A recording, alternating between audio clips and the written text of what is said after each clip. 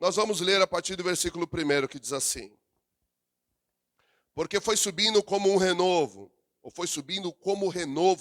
perante ele, e como raiz de uma terra seca. Não tinha parecer e nem formosura, e olhando nós para ele, nenhuma beleza víamos para que o desejássemos.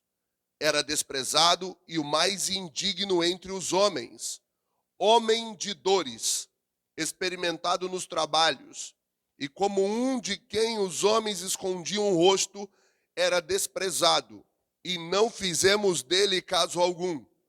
Verdadeiramente, ele tomou sobre si as nossas enfermidades e as nossas dores levou sobre si.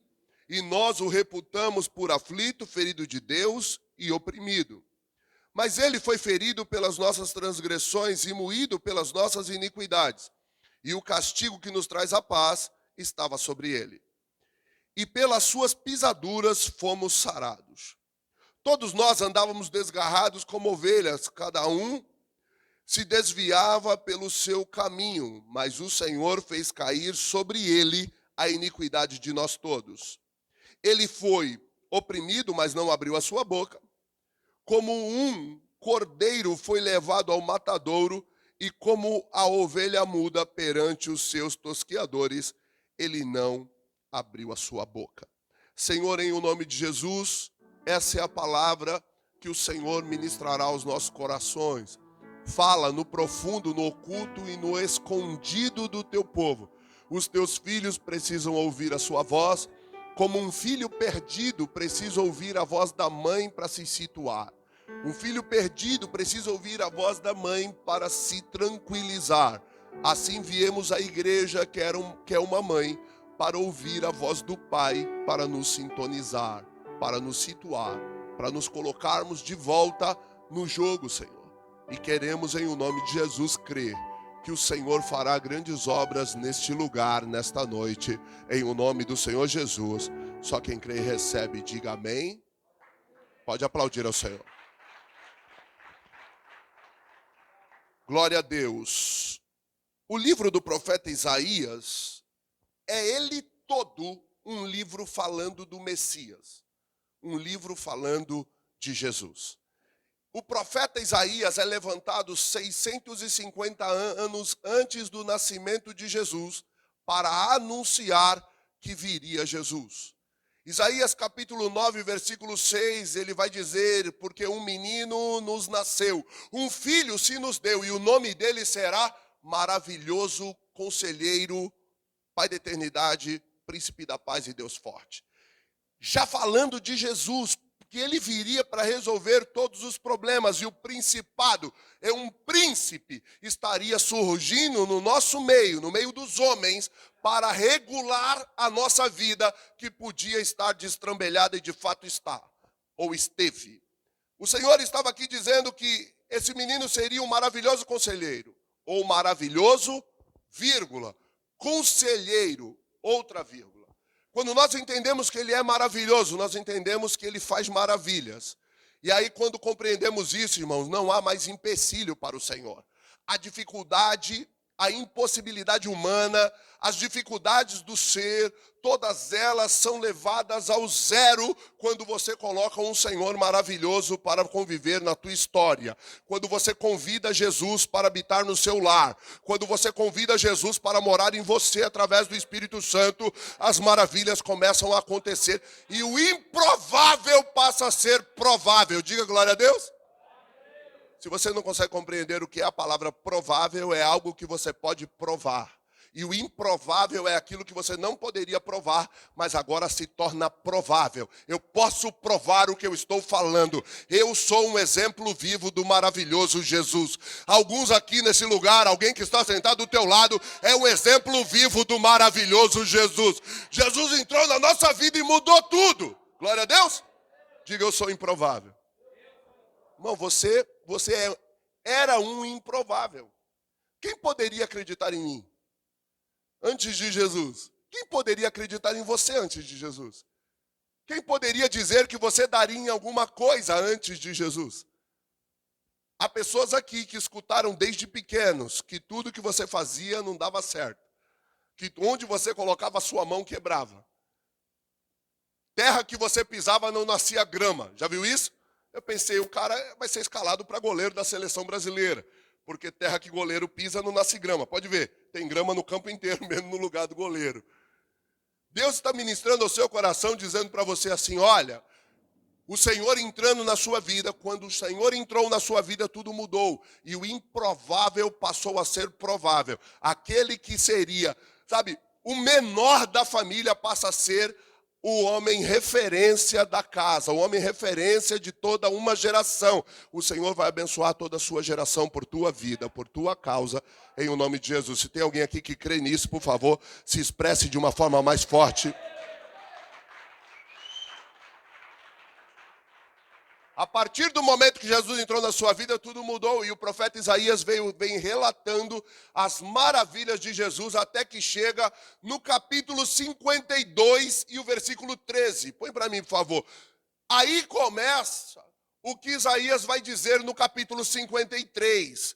No capítulo 52, do versículo 13 ao 15, Isaías começa a revelar o verdadeiro plano divino para o Messias. E aí começa dizendo assim, ó, eis que o meu servo procederá com prudência, será exaltado e elevado e muito sublime.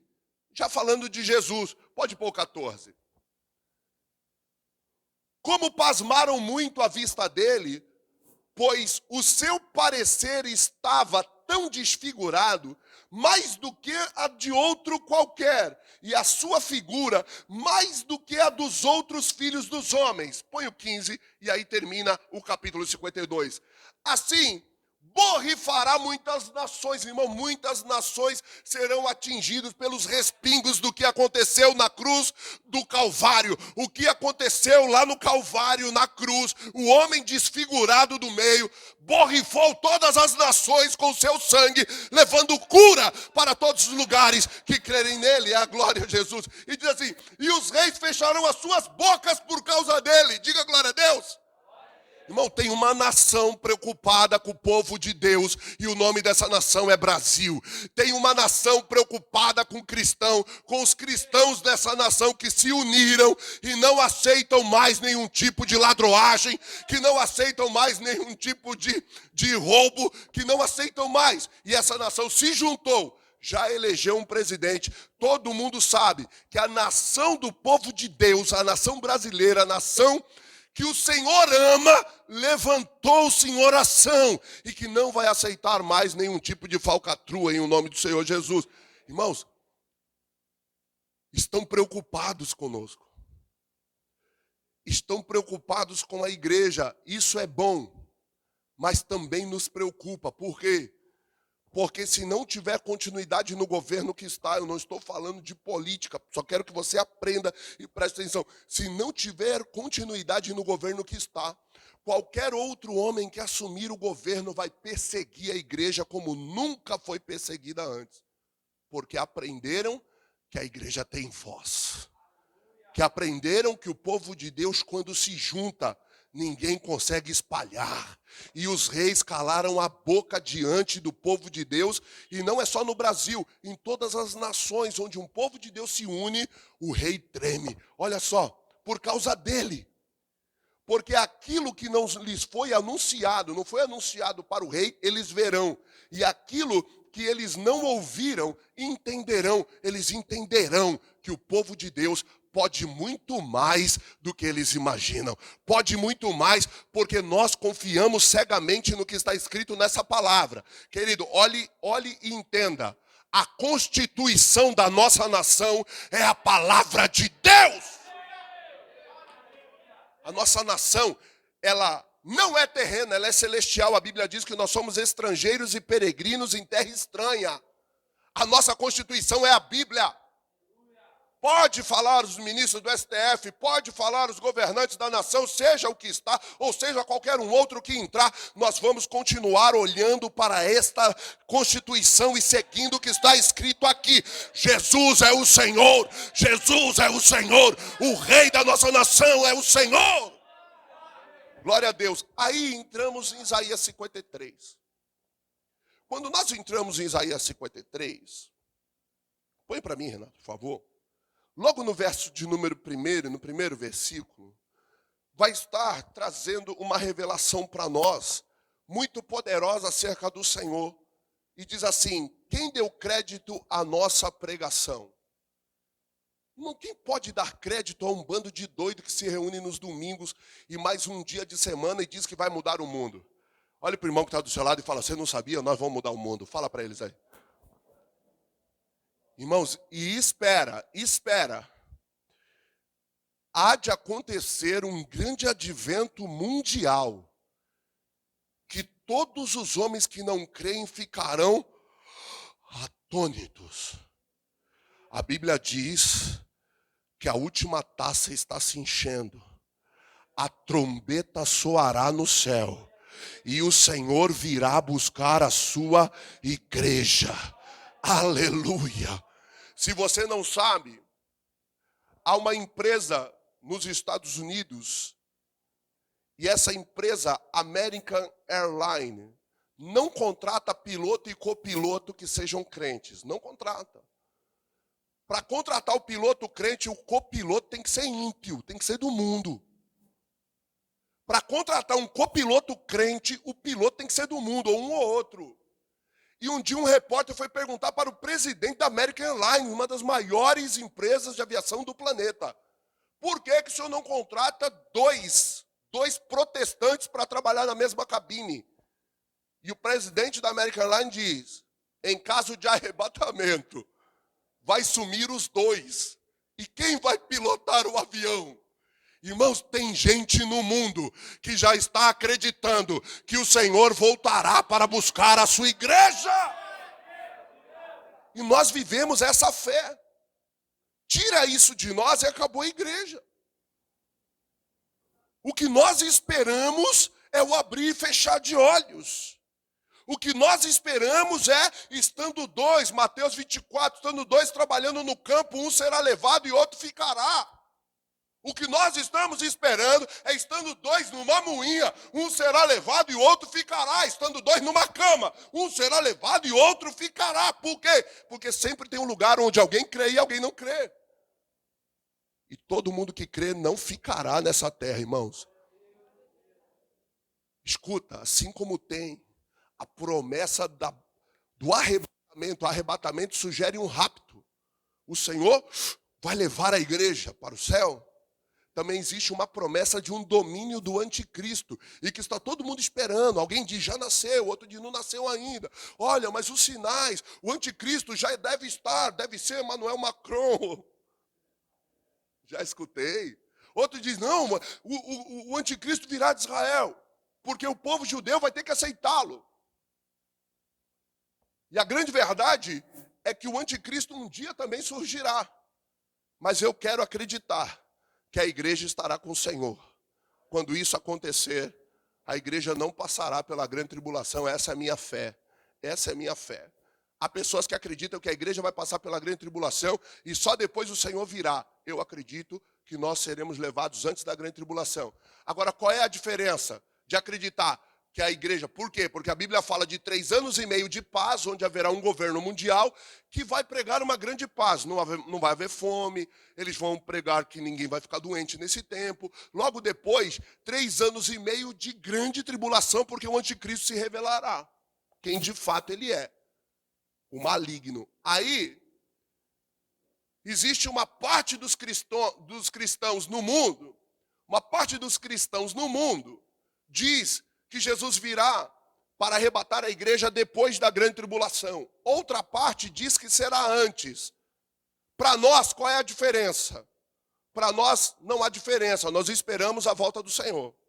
Se o Senhor vir antes, eis-me aqui, Senhor. Se o Senhor vier depois, eis-me aqui, Senhor. Eu não vou me frustrar se o Senhor não vier como eu penso. Existem versículos suficientes que me revelam que o Senhor não vai deixar a igreja passar por esse processo. Mas se nós tivermos que passar por esse processo, eis-me aqui, Senhor. O Senhor chamou homens e mulheres. O Senhor não chamou infantis. O Senhor chamou homens e mulheres que estão preparados para tudo e que não vão recuar em o nome de Jesus. Olha só, quem deu crédito à nossa pregação é loucura. Parece que eu vejo, mas quando eu falo desse final de tempo, parece que eu vejo quando Moisés vai negociar com o faraó, e as pragas já estavam vindo sobre o Egito, e faraó não se rendia, e de repente ele sugere a Moisés, faraó sugere a Moisés, que para adorar o Senhor no deserto, deixasse as crianças e os velhos, e podia ir todo mundo, porque era uma garantia que se ficasse o passado daquela geração, os velhos, e se ficasse as crianças, que eram o futuro da geração, compreendo o que a Bíblia diz, se ficasse aqui o passado desse povo e o futuro desse povo no Egito, eles vão voltar, porque ninguém vive só de presente. A tua história te trouxe até aqui. O teu passado compôs quem você é hoje. E o teu testemunho pessoal vai salvar muita gente. Então o teu passado é importante, mas o teu futuro também. A tua geração futura também. Os teus filhos são importantes para você e para Deus. Então não canse de orar por eles, não canse de buscar a Deus por eles, porque Deus vai fazer uma grande obra. E os teus filhos, os nossos netos, levarão o evangelho adiante. Quem está entendendo, diga glória a Deus. Aleluia. Então se prende. Eles voltariam. Se não tivesse uma garantia, o povo ia embora. Aí Moisés olha e diz assim, faraó, nenhuma unha ficará no Egito. Vamos nós todos, nós, os nossos velhos, o nosso passado e o nosso futuro, as nossas crianças. Nenhuma unha vai ficar no Egito. Diga-se comigo, nenhuma unha da minha família vai ficar no mundo. A minha família também irá para o mesmo lugar que eu vou. Não negocio, diga, não negocio. Os nossos filhos, os nossos netos e os nossos avós, os nossos pais, não negociamos. Toda a nossa família, toda a nossa casa, diga, nenhuma unha vai ficar neste mundo. Todos são do Senhor. Se isso é verdade, por favor, se expressa diante do Senhor em nome de Jesus.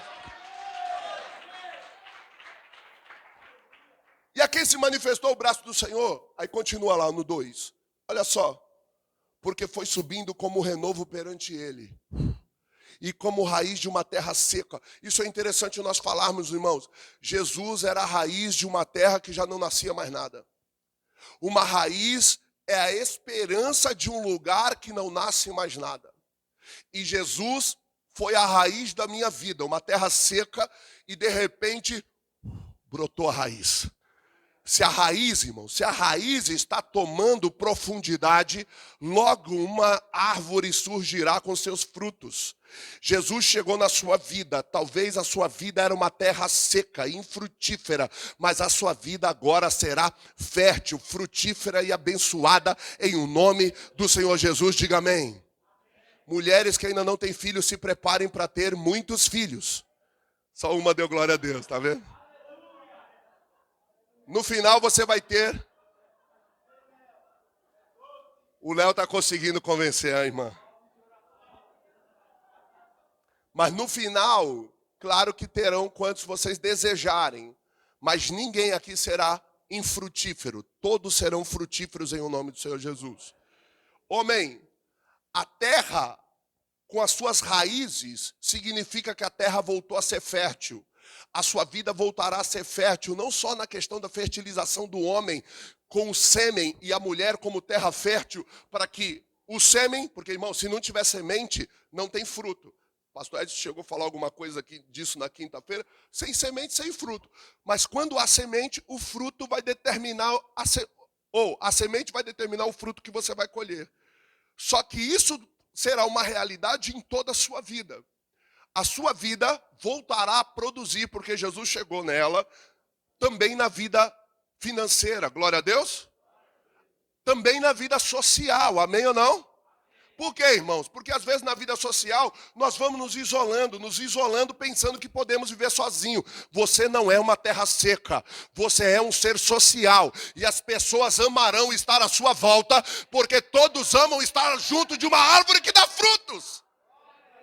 Irmão, todo mundo gosta de estar junto de uma árvore que tem frutos. Imagina. O fruto da sua preferência. Tem gente que não gosta de manga. Eu gosto de manga demais. Agora imagina você estar debaixo de uma árvore, uma mangueira com frutos viçosos. Imagina, quem não gosta de fruta, vamos comigo até uma parreira. E os pés de uva estão com as suas uvas, sabe, frondosas, bonitas, verdes ou pretas. Não interessa. E você podendo pegar à vontade. Que maravilha, imagina.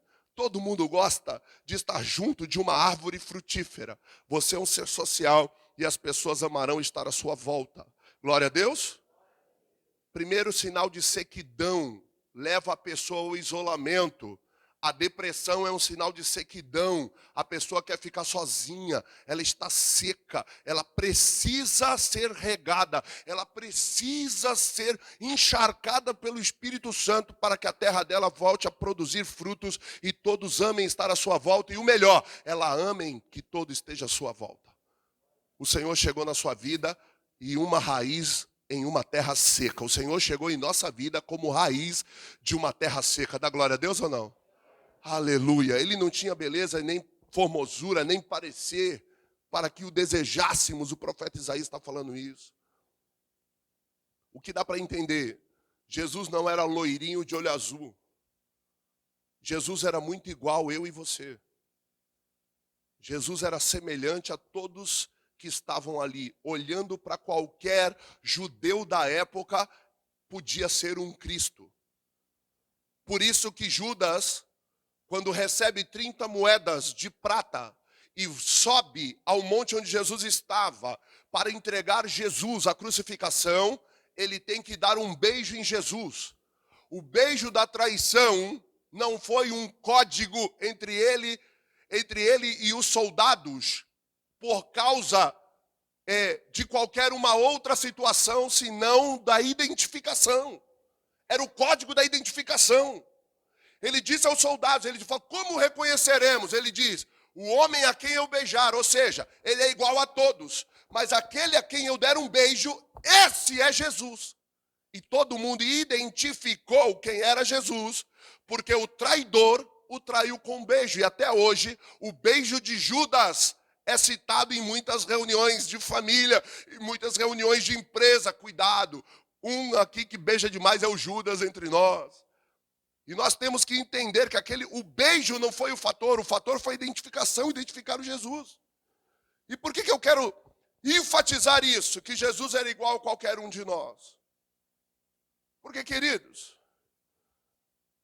hoje Jesus habita em nós através do Espírito Santo. Olhando para você, eu posso estar olhando para o Cristo hoje encarnado. Um abraço seu pode curar alguém. Uma oração que você fizer com imposição de mãos pode curar alguém. Uma palavra que sai da sua boca pode restaurar um casamento, pode restaurar uma vida, porque o Espírito de Deus se move através de você, glória a Deus. E qual é a aparência que nós devemos buscar no cristão? É a roupa. Qual é a aparência que nós devemos buscar no cristão? É o cabelo? Não, é o comportamento. É o que sai da sua boca, é o seu dia a dia, é os seus níveis de explosão. Irmão, eu era um homem altamente explosivo. Eu era um homem bomba de Jesus. Tem? Não tem? Só no Talibã? Pensei que aqui tinha. Homem bomba de Jesus, qualquer coisa explodia. Aí vem Jesus, entra na nossa vida e nos apazigua.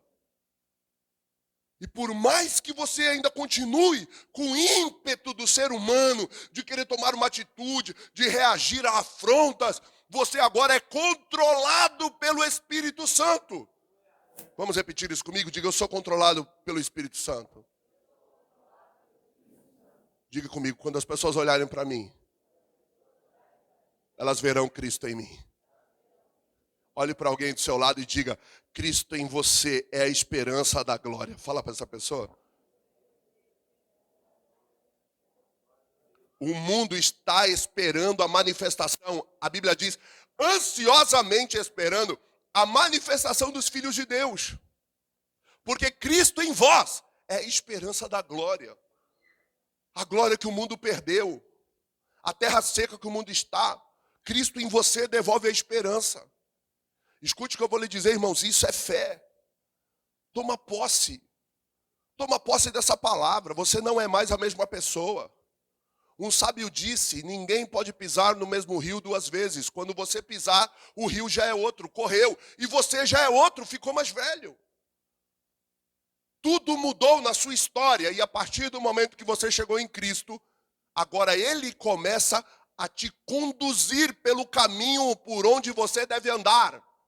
O que você vai falar depende muito de como você recebe a palavra de Deus. É para mim, Ele me cura, Ele me restaura. Eu preciso correr aqui. Mas Jesus não tinha uma aparência diferenciada. Ele não era o bonitão, o Brad Pitt do tempo. Não, Ele era igual a todos. Hoje, olhando para você, eu posso ver Jesus aí. Vou repetir, olhando para você, eu vejo Jesus aí. A Bíblia diz que pelas suas pisaduras nós fomos sarados, amém ou não? Coloca para mim, por favor, o próximo versículo. Não, põe direto o 4. Verdadeiramente Ele tomou sobre si as nossas enfermidades e as nossas dores levou sobre si. E nós o reputamos por aflito, ferido de Deus e oprimido. Tudo que nós víamos nele era só dor, só sofrimento, mas a gente não conseguiu entender, irmãos, e presta atenção. O que ensinaram para nós, o que mostraram para nós de um Jesus sofrido na cruz, de um Jesus morto em dor, não abriu os nossos olhos para que compreendêssemos que Jesus estava sofrendo na cruz. Sim, Jesus sofreu na cruz, verdade. Jesus passou por uma situação de aflição. Ele foi ferido, ele foi oprimido, ele sofreu pressões terríveis. Mas aqui está dizendo, ele tomou sobre si as nossas enfermidades e as nossas dores. Na cruz houve uma troca. Jesus nos deu a vida dele e levou a nossa morte. Jesus nos deu a saúde dele e levou as nossas enfermidades. Jesus nos deu o vigor dele e levou as nossas dores. Dores emocionais, dores de coração, a dor da traição, a dor da aflição, porque as coisas não estão fluindo. Irmãos, ele já te liberou. Só que você precisava vir hoje aqui para que eu pudesse te dizer, você está livre dessas dores, você está livre das enfermidades. Ele já levou sobre ele. Apóstolo, por que eu carregava isso?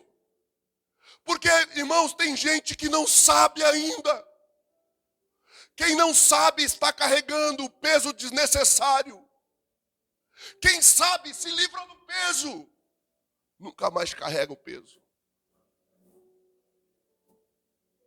A Bíblia diz para você e para mim assim, lança sobre ele toda a vossa ansiedade, porque ele tem cuidado de você. Irmão, lançar sobre ele aonde? Lançar sobre ele lá na cruz. É o entendimento que a cruz nos sarou, que a cruz nos livrou. Ele diz que ele troca, ele pega o seu fardo pesado e coloca sobre nós um fardo leve. O amor de Jesus nos traz paz. A fé em Jesus nos traz alegria no viver. Não é acordar por acordar, porcaria, segunda-feira. E agora a semana vai ser difícil. Não é acordar na segunda-feira dizendo glória a Deus. Até aqui me ajudou o Senhor. Aí as pessoas, já viu? Sexta-feira, sextou, uhul. Sexta-feira era um dia consagrado a deusa Vênus. Por isso que na língua espanhola, ou no castelhano, sexta se chama vernis. E a sexta-feira, desde sempre, era conhecido como um dia de orgia, de bacanal a céu aberto, de farras sexuais. Por isso que a doença sexualmente transmissível se chama doença venérea, porque faz menção a vermes. E aí vem Jesus e fala assim, olha, você não tem que se entristecer na segunda e se alegrar na sexta. Não, não, não. Todo dia é dia feito pelo Senhor para nós. O Senhor fez esse dia aqui para nós hoje. E amanhã, o dia fez o Senhor para nós. E terça, obrigado Jesus, porque o Senhor fez esse dia para nós. Aleluia! E você começa a ver expectativas em todos os dias. Porque como raiz de uma terra seca, ele brotou. Santo, santo, santo, santo, santo, santo. A Bíblia diz, irmãos, que ele levou então sobre ele todas as nossas dores. Mas existe uma dor que as mulheres não podem se livrar, que é a dor do parto. Por causa de Adão e de Eva, Deus fala para a mulher, e parirás com dor. Não tem jeito. A única forma de não parir com dor é através da cesariana. Só que aí tem uma dor depois. Não sente a dor na hora e vai sentir dor por 40 dias, que é o tempo da recuperação de uma cesariana. E só para ilustrar, você sabe por que cesariana? Porque o imperador César, ele matava as crianças no ventre como forma de castigo. Então as mulheres grávidas, eles mandavam abrir a barriga e arrancar as crianças de lá de dentro. E era uma forma de castigo para todos que se opusessem ao governo dele, ao governo romano. Era uma forma de punição. As mulheres então tinham seus filhos arrancados com vida ainda. E os médicos da época começaram a ver que todas as mulheres que não tinham passagem para o nascimento do filho, a mesma técnica, só que agora com cuidado, com preservação da criança, poderia ser usada. Então até hoje existe a cesariana, que vem de César. Terrível, não? Uma coisa que era uma maldição, o Senhor transformou numa bênção. Glória a Deus. Porque muitos aqui nasceram através de cesariana. Talvez se não fosse essa técnica, você teria morrido. Mas o Senhor tinha um projeto para você. O Senhor tem um plano para a sua vida. E como raiz de uma terra seca, ele brotou na tua existência. Glória a Deus. Fique de pé, por favor, glorificando ao Senhor e aplauda o nome dele mais alto que você puder.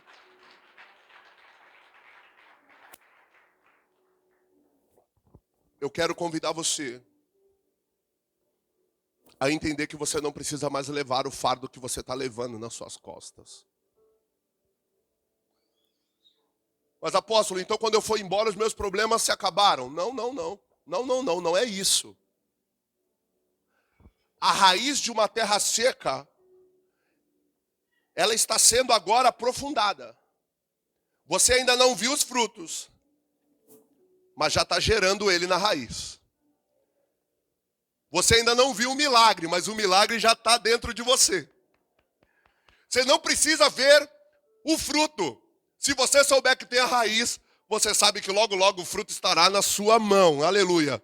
E eu quero declarar que você terá uma colheita extraordinária se você regar a raiz. Se você cuidar da terra. A dor que você já sentiu. Os fracassos que você já teve. O Senhor está dizendo, eu levei sobre a minha vida. Você não precisa mais carregar.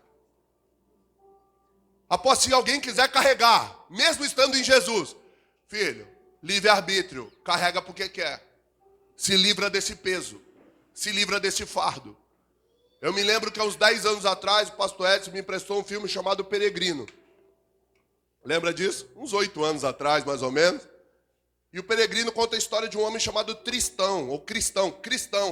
E o cristão, ele carregava um fardo nos ombros, que era gigantesco. E ele, toda a trajetória dele, toda a peregrinação dele, ele fez com aquele fardo no ombro. Só que para ele entrar no destino, ele teve que se desfazer do fardo. Você pode estar em Jesus e carregando um fardo que você não precisa. Você pode estar sem Jesus carregando um fardo que você não precisa. Hoje Jesus está dizendo, eu quero trocar o seu fardo. Vai nascer uma fé no seu coração, porque agora você entendeu que não precisa mais andar doente. Você não precisa mais andar enfermo. Você não precisa mais andar oprimido. Você não precisa mais andar completamente machucado na sua alma. Porque as pessoas olham para a sua face, as pessoas olham para o seu corpo, não conseguem entender como que você ainda está de pé. Porque se eles vissem a sua alma completamente dilacerada pelo tempo, pela dor, pelas desgraças que você já viveu, eles saberiam que a força que você tem não é normal, não é comum. Mas hoje Jesus está dizendo para você, ó, eu fui desfigurado para que a sua alma fosse restaurada. E eu quero, em nome do Senhor Jesus, que você comece a ver a sua alma sem machucados. Feridas que você carrega estão sendo curadas nessa noite. Tem gente que gosta, sabe? Parece que quando a ferida está curando, ele arranca a casca e cutuca a ferida para a ferida abrir. O Senhor está dizendo para você, olha, eu estou curando as suas feridas hoje. O castigo que te traz a paz, diga eu tenho paz. Irmãos, no meio da guerra você pode encontrar paz. Diga eu tenho paz. Porque o castigo já caiu sobre Jesus. Você está livre, irmão. Solta o fardo. Solta o peso que está sobre os seus ombros. Você está livre. Será que alguém aqui pode dizer eu estou livre? Sabe a dor que você sente no seu coração? Essa dor deforma a sua alma. Jesus está dizendo, ó, eu levei essa dor também na cruz. Você está livre. Você está livre. Olhar para uma pessoa com dor, irmão, o semblante dela é diferente. Mas quando você olha para uma pessoa sem dor, o semblante dela mudou. Hoje Jesus está dizendo, eu vou mudar a tua história. Eu vou mudar o teu jeito